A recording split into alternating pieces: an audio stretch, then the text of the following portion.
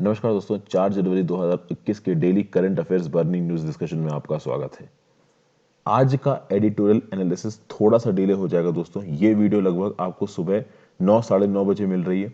मैं कोशिश करूंगा कि आपको एडिटोरियल एनालिसिस दिन में 3 बजे तक अवेलेबल करा दूं। रीजन बीइंग, मैं रास्ते में होऊंगा, अपने घर लगभग 2 बजे तक पहुंचूंगा, तो उसके बाद रिकॉर्ड करके आपको 4 बजे तक मैं शाम को कोशिश करूंगा कि द हिंदू एडिटोरियल मिल जाए। रात में मैं रिकॉर्ड नहीं कर पाया, I am really sorry for that. आज के लिए बस एडजस्ट करिए, कल से आपको अपने रेगुलर टाइम पे एडिटोरियल एनालिसिस मिलेगा। पहली इंपॉर्टेंट न्यूज आज की, कोविड-19 vaccine roll out possible in 10 days. देखिए, नीति आयोग के मेंबर जो हेल्थ सेक्टर में है, वीके पॉल साहब, इन्होंने क्या बोला है कि इंडिया मोस्ट प्रॉब्ली अपने कोविड-19 वैक्सीनेशन प्रोग्राम को 1 हफ्ते से 10 दिन में शुरू कर देगा, क्योंकि प्रिपरेशन रेडी है, प्रॉपर तरीके से रोबस्ट है। और यहाँ पे वीके पॉल साहब एक और बात बोल रहे हैं कि कम से कम 12 कंट्रीज ने इंटरेस्ट दिखाया है इंडिया की इंडिजीनियस कोविड-19 वैक्सीन कोवैक्सीन में। अभी मैं आपको बता दूं कि इंडिया ने कोवैक्सीन, भारत बायोटेक की जो वैक्सीन है ना कोवैक्सीन, इसको इंडिया ने अभी अप्रूवल नहीं दिया है। भारत बायोटेक से कोवैक्सीन से रिलेटेड और डाटा अभी मांगा गया है। इंडिया की जो drug controller general of India है, उसकी सब्जेक्ट एक्सपर्ट कमिटी ने एस्ट्राजेनेका की वैक्सीन कोविशील्ड को अप्रूवल दिया है। भारत बायोटेक की जो कोवैक्सीन वैक्सीन है, इसको अभी भी अप्रूवल नहीं मिला है, यह बात याद रखिएगा। ठीक है भाई।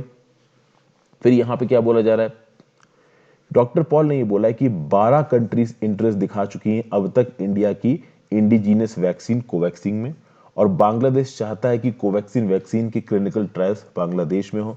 कतर, श्रीलंका, नेपाल, मालदीव सब ज्यादा इंटरेस्टेड हैं किसमें, कोवैक्सीन में। ऑब्वियस सी बात है, देखिए वैक्सीन में तो ये कंट्रीज इंटरेस्टेड होंगी ही। उसके कुछ रीजन है। पहली बात तो कोवैक्सीन वैक्सीन को मेंटेन कर पाना उतना आसान है, कम टेम्परेचर, बहुत ज़्यादा कम टेम्परेचर नहीं चाहिए। दूसरा, कोवैक्सीन वैक्सीन सस्ती होगी। तीसरी बात, ये जितनी भी कंट्रीज हैं, कतर हो चाहे श्रीलंका हो, नेपाल, मालदीव्स, ये सारी की सारी कंट्रीज, बांग्लादेश, कहीं ना कहीं ये बहुत सारी कोविड-19 वैक्सीन को फॉलो कर रही हैं। वो कोविड-19 की वैक्सीन जो प्रॉमिसिंग है, जो आगे जाके सच में एक पोटेंट वैक्सीन की तरह हमारे सामने आ सकती हैं। तो ऑब्वियस सी बात है, ये कंट्रीज अगर कोवैक्सीन को फॉलो कर भी रही तो कोई बहुत बड़ी बात नहीं है, क्योंकि सारी कंट्रीज, दुनिया में जितनी भी कंट्रीज है, वो चाहती हैं कि कोरोना वायरस की वैक्सीन के जितना ज्यादा हो सके उतने ज्यादा ऑप्शन उनके पास हो। कल की डेट में इंडिया भी ये चाहेगा कि कोवैक्सीन वैक्सीन अप्रूवल मिले, उसका फेज 3 डाटा सही हो। क्योंकि अगर तो कल की डेट में इंडिया में ये जो एस्ट्राजेनेका वाली वैक्सीन है, इसकी वजह से मान लीजिए कोई अनटोवर्ड इंसिडेंट हो जाता है या कुछ गलत साइड इफेक्ट निकल आता है, तो कम से कम बैकअप में कोई वैक्सीन तो होनी चाहिए ना इंडिया के पास। किसी एक वैक्सीन पे तो डिपेंडेंट रहा नहीं जा सकता। इसलिए सारी कंट्रीज एक समय पे मल्टीपल वैक्सीन को फॉलो कर रही है, ताकि ओवरऑल जो थेरोपेटिक इफेक्ट है, ओवरऑल जो उनकी पॉपुलेशन है, वो कोरोना से बच सके।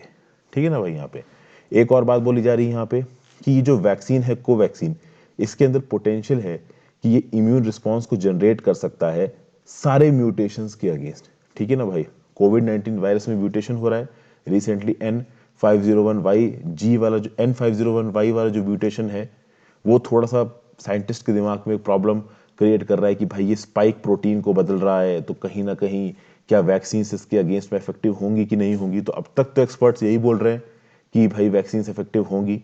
यहाँ पे नीति आयोग के मेंबर वीके पॉल साहब का यही बोलना है कि जो कोवैक्सीन वैक्सीन है वो सारे म्यूटेशंस के अगेंस्ट इफेक्टिव होगी। अब एग्जैक्टली क्या होने वाला है ये तो समय ही बताएगा। Issues relating to development and management of social sector services relating to health में ये चीज आपको काम आएगी। आगे बढ़ने से पहले वीडियो पे लाइक का बटन दोस्तों, अगर अब तक आपने चैनल को शेयर और सब्सक्राइब नहीं किया तो बिल्कुल कर दीजिए। मुझे हेल्प करने के लिए और मेरी द्वारा बनाई गई और वीडियोस को देखने के लिए आप ज्वाइन बटन दबा के चैनल के मेंबर बन सकते हैं। इंस्टाग्राम पे फॉलो कर लीजिए, आपकी जिन डाउट्स जवाब दूंगा। टेलीग्राम ग्रुप ज्वाइन कर लीजिए, वहां पे आपको इस लेक्चर की पीडीएफ मिल जाएगी। नेक्स्ट न्यूज है रेमिशन of duties and taxes on exported product scheme. आपको याद होगा कि मर्चेंडाइज एक्सपोर्ट और इंडिया स्कीम थी, और दिसंबर में merchandise export from India scheme खत्म हो चुकी है, और उसके जगह पे जो स्कीम आ रही है उसको बोला जाता है RODTEP, रेमिशन of duties and taxes on exported products. इस स्कीम को एक्सटेंड किया जाएगा सारे गुड्स के ऊपर। अभी के लिए जितनी भी सेंट्रल, स्टेट और लोकल ड्यूटीज या टैक्सेस चार्ज किए जाते हैं उन एक्सपोर्टर से जो कि अपना सामान इंडिया के बाहर एक्सपोर्ट करते हैं, उन ड्यूटीज को इस RODTEP स्कीम के अंदर एक्सपोर्टर्स को वापस किया जाएगा। देखिए, एक्सपोर्टर्स को स्पेशल बेनिफिट्स देने की कोशिश करती है सरकार। एक्सपोर्टर्स जो जीएसटी भरते हैं वो जीएसटी उनको वापस किया जाता है। एलयूटी, अगर लेटर ऑफ अंडरटेकिंग के अंदर अगर सामान एक्सपोर्ट हो रहा है तो जीएसटी भरने की भी जरूरत नहीं एक्सपोर्टर्स को। एक्सपोर्टर्स को ड्यूटी ड्रॉबैक मिलता है, स्पेशल इंसेंटिव्स होते हैं। और पहले जो merchandise export of India scheme मिलती थी ना एक्सपोर्टर्स को, और किस रेट पे मिलती थी, उसके लिए आप डीजीएफटी यानी डायरेक्टरेट जनरल फॉरेन ट्रेड की वेबसाइट पे जाके चेक भी कर सकते थे। अब ऐसा बोला जा रहा था कि ये जो merchandise export from India scheme थी ना, ये डब्ल्यूटीओ कॉम्प्लिएंट नहीं थी। वर्ल्ड ट्रेड ऑर्गेनाइजेशन की एक कंप्लेंट थी कि एमईआईएस स्कीम के थ्रू इंडिया अपने एक्सपोर्टर्स को कुछ एक्स्ट्रा ऑर्डिनरी बेनिफिट देने की कोशिश कर रही है। तो ये जो डब्ल्यूटीओ कॉम्प्लिएंट नहीं है ये एमईआईएस स्कीम, आरओडीटी स्कीम को इंडिया ने डब्ल्यूटीओ कॉम्प्लिएंट करने की कोशिश की, यानी जितनी भी इंफ्रास्ट्रक्चरल इनएफिशिएंसीज और एसोसिएटेड कॉस्ट है ना, वो सारी की सारी एक्सपोर्टर को वापस की जाएंगी। और इस प्रकार से वापस की जाएंगी कि इंडिया कहीं ना कहीं एक्सपोर्टर को एक लिमिट से ज्यादा सपोर्ट करता हुआ भी नजर नहीं आएगा। तो देखिए क्या बोला जा रहा है। RODTEP scheme was launched in 2020 to boost exports of India in international markets. Under the scheme, a mechanism will be created for reimbursement of levies, taxes or duties at central, state and local levels. ये mechanism exactly क्या है, ये आगे आने वाले कई महीनों में जो एडिटोरियल्स आएंगे, जो आर्टिकल्स आएंगे, जो करंट अफेयर्स की न्यूज आएंगी, उसमें आपको पता चलते आएंगे, इसलिए परेशान होने की जरूरत नहीं है। RODTEP के रेट क्या है, इसको, इसके बेनिफिट्स को किन कंडीशंस पे प्रोवाइड किया जाएगा, किन किन चीजों को इससे एक्सक्लूड किया जाएगा, ये सब डिपार्टमेंट ऑफ कॉमर्स धीरे धीरे अपने सब्सिक्वेंट नोटिफिकेशन से बताएगा। किसकी कमेटी के रिकमेंडेशंस पे? जीके पिल्लई कमेटी के रिकमेंडेशंस पे। ठीक है भाई, तो ये एक इंपॉर्टेंट न्यूज है। एक बात और, द स्कीम, इस स्कीम में जो इनडायरेक्ट टैक्सेस हैं, they are consumed in the production process. This is also consistent with WTO. In simple words, according to WTO principles, indirect taxes on exports shall be reimbursed to boost the exports. Simple बात यह है कि देखिए, हम जो सामान export करते हैं वो किसी दूसरी कंट्री में जाएगा, दूसरी कंट्री में जाएगा, वहां पे इंपोर्ट ड्यूटी लगेगी, वो महंगा हो जाएगा उस मार्केट में। तो जरूरी है कि जब हमारे मार्केट से वो एक्सपोर्ट हो तो वो महंगा ना हो, तो वो उस कॉस्ट पे हमारे देश से निकले जिस कॉस्ट में उसको बनाया गया है, और बनाने के समय पे उसके प्रोडक्शन प्रोसेस में जो लोकल टैक्सेस लगे थे उनको काउंट ना किया जाए। अब बनाने के समय पे लोकल टैक्सेस तो लग ही जाते हैं, तो उन लोकल टैक्सेस को कॉम्प्लिएंट करने के लिए, उन लोकल टैक्सेस को कैंसिल करने के लिए ये RODTEP स्कीम का बेनिफिट दिया जाएगा एक्सपोर्टर्स को। As simple as that. आगे इसके बारे में और डिटेल्स आएंगी तो ज्यादा परेशान होने की जरूरत नहीं। जनरल स्टडीज पेपर 3 में इंडियन इकोनॉमी में ये चीज काम आएगी। फिर तीसरी न्यूज है, Punjab becomes the first state to develop comprehensive data policy. Punjab cabinet ने पंजाब स्टेट डाटा पॉलिसी को अप्रूवल दिया है। ये पॉलिसी क्या करेगी? It will track progress and provide citizens access to services. Punjab पहला स्टेट बन गया है इंडिया में to formulate a comprehensive data policy. इस डाटा पॉलिसी की मदद से डाटा और टेक्नोलॉजी को लेवरेज करके सिटीजंस को सर्विसेज दी जाएंगी। सिटीजंस सर्विसेज को एक्सेस कर सकते हैं एक ऑनलाइन प्लेटफॉर्म पे। डाटा पॉलिसी में जितनी भी सिटीजंस के सर्विस प्रोवाइड करने वाली स्कीम्स है उनकी बेनिफिशियरी होगा, कौन कौन से सिटीजंस बेनिफिशियरी हो सकते हैं उस स्कीम के अंदर ये लिखा होगा, मतलब ओवरऑल डाटा होगा इस प्लेटफॉर्म पे।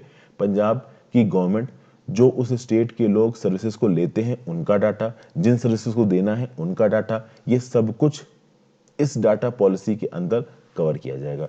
इसको यूजर फ्रेंडली बनाया जाएगा, सिक्योर ई गवर्नेंस सिस्टम के साथ उसको जोड़ा जाएगा। तो ये पॉलिसी क्या क्रिएट करेगी? Unified and inter operable data infrastructure create करेगी स्टेट ऑफ पंजाब के लिए। डाटा कुछ नहीं, किसको कितना बेनिफिट देना है और किस बेसिस पे देना है और इसको पहले कितना बेनिफिट मिला है, ये सब एक जगह पे आ जाएगा।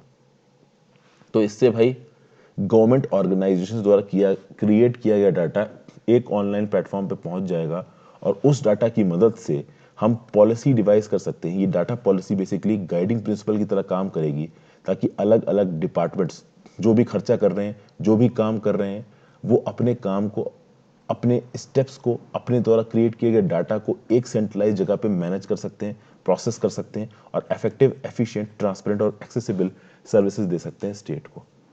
तो बेसिकली डाटा पॉलिसी सरकार इसलिए बना रही है ताकि वो अपने स्कीम्स को ज़्यादा अच्छी तरीके से इंप्लीमेंट कर पाए और पहले जो भी खर्चा हुआ है उसको स्ट्रीमलाइन कर सके आगे के खर्चों में। तो अगर पहले के किए गए खर्चों को डाटा से प्रॉपर तरीके से कंसिस्टेंटली स्टोर करके उसके आउटपुट से कंपेयर किया जाएगा तो एक्चुअली आप इफेक्टिव प्लानिंग कर सकते हो। आप ये देख सकते हो कि कि भाई हम सही जगह पे सही अमाउंट ऑफ पैसा खत्म कर रहे हैं क्या। जनरल स्टडीज पेपर 2 में गवर्नमेंट पॉलिसीज में ये चीज़ आपको काम आएगी। फिर डिजास्टर मैनेजमेंट से रिलेटेड एक न्यूज़ है, गाजियाबाद में क्रेमेटोरियम की छत के कोलैप्स करने की वजह से 23 लोगों की मौत चली गई। तो भाई मुरादनगर टाउन में गाजियाबाद में एक कॉरिडोर रूफ टूट गया, जिसकी वजह से 23 लोगों की जान चली गई है। डिस्ट्रिक्ट मजिस्ट्रेट अजय शंकर पांडे ने कहा है कि स्ट्रक्चरल डिफेक्ट और थोड़ी बहुत हैवी रेनफॉल के चलते ये इंसिडेंट हुआ है, लेकिन 23 लोगों की जानें गई हैं, तो ये एक बहुत बड़ा नुकसान है। तो कहीं ना कहीं डिजास्टर मैनेजमेंट में ये पर्टिकुलर न्यूज़ आप कोट कर सकते हो, ये बताने के लिए कि हमारा नॉर्मल इंफ्रास्ट्रक्चर किस हद तक टूटा हुआ है कि लोगों की जानें इतनी थोक में चली जाती हैं। इस मैप में जो काला काला पोर्शन है, ये आपको उत्तर प्रदेश में गाजियाबाद की लोकेशन बता रहा है। और आज की final news, Argentina abortion laws. Argentina largest Latin American country बन गई है जिसने अबॉर्शन को लीगलाइज कर दिया है। अर्जेंटीना में अब 14th वीक ऑफ प्रेगनेंसी तक अबॉर्शन को मतलब ये अबॉर्शन कराया जा सकता है। 14th वीक ऑफ प्रेगनेंसी तक अबॉर्शन अब अर्जेंटीना में कराया जा सकता है। इंडिया में 24th वीक ऑफ प्रेगनेंसी तक अबॉर्शन कराया जा रहा है। पहले इंडिया में 20th वीक ऑफ प्रेगनेंसी तक अबॉर्शन कराया जा सकता था, अब 24th वीक तक कराया जा सकता है, according to medical termination of pregnancy amendment act 2020। Abortion के लिए अर्जेंटीना में जो एक्टिविस्ट हैं बहुत लंबे समय से जंग लड़ रहे हैं। 1921 से अबॉर्शन एक्टिविस्ट कोशिश कर रहे हैं कि अर्जेंटीना में अबॉर्शन को लीगलाइज कर दिया जाए। अर्जेंटीना में अबॉर्शन लीगलाइज बहुत लिमिटेड चीज़ों के लिए था, जिसमें एक चीज़ थी रेप। तो रेप की वजह से अगर आप प्रेग्नेंट हो जाते हैं, उस केस में आपको अबॉर्शन अलाउ कर दिया जाएगा। कुछ और स्पेसिफिक चीज़ों के बेसिस पे अबॉर्शन अलाउड था, बाकी अबॉर्शन वहाँ पे अलाउड नहीं था, जिसके चलते बहुत सारा अनसेफ और इलीगल अबॉर्शन हो रहा था। और इन इलीगल अबॉर्शन के चलते बहुत सारी लेडीज की जान जा रही थी अर्जेंटीना में। तो ये एक प्रोग्रेसिव स्टेट है, नो डाउट। और दूसरी, लैटिन अमेरिकन कंट्रीज को भी कुछ सीखने को मिलेगा। अभी के लिए लैटिन अमेरिकन कंट्रीज में एल साल्वाडोर, निकारागुआ और डोमिनिक रिपब्लिक में अबॉर्शंस इलीगल हैं, तो हो सकता है ये कंट्रीज सीख के अबॉर्शन को लीगलाइज करें। कुछ कंट्रीज है जैसे कि क्यूबा, उरुग्वे, गुयाना, वहाँ पे अबॉर्शन कुछ स्पेसिफिक केसेस में ही अलाउ किया जाता है। तो अब शायद ये कंट्रीज सीखेंगी कि हाँ भाई, कुछ टाइम पीरियड तक सब सारे केसेस में अबॉर्शन को अलाउ करना चाहिए। और कुछ जगहों पे तो इम्प्रिजनमेंट एज पनिशमेंट है इलीगल अबॉर्शन का। ठीक है, कुल मिला के देखिए, अबॉर्शन एक बेसिक नेसेसिटी है। अगर आप इसको करने की परमिशन नहीं देंगे तो इलीगल इंडस्ट्री प्रोलिफरेट करेगी, और इलीगल इंडस्ट्री अगर प्रोलिफरेट करती तो वो ज़्यादा डेंजरस होगा। यहाँ पे आपको अर्जेंटीना की लोकेशन नज़र आ रही है, इसकी कैपिटल है ब्यूनोस आयर्स। नॉर्थ में अर्जेंटीना कौन सी कंट्री? उरुग्वे। नॉर्थ ईस्ट में है ब्राज़ील, फिर पैराग्वे, ईस्ट में है उरुग्वे सॉरी, और अटलांटिक ओशन। फिर नॉर्थ ईस्ट में है ब्राज़ील, नॉर्थ में है पैराग्वे, बोलीविया, और वेस्ट में है चिले। तो ये हैं बाउंड्रीज किसकी? अर्जेंटीना की। साउथ अमेरिका की कंट्री है। जनरल स्टडीज़ में डिजास्टर मैनेजमेंट में ये चीज़ आपको काम आएगी। तो भाई थैंक यू फॉर, अच्छा एक मिनट, डिजास्टर मैनेजमेंट में तो नहीं, ये थोड़ा गलत बोल दिया। डिजास्टर मैनेजमेंट वाली न्यूज़ है ये वाली आपकी, गाजियाबाद वाली। ये वाली अर्जेंटीना अबॉर्शन लॉज वाली न्यूज़ है आपकी जनरल स्टडीज पेपर 1 की, current events of national international importance. Thank you for watching this video friends. Editorial की वीडियो आपको शाम को 4 बजे तक मिल जाएगी। Have a great day, good bye.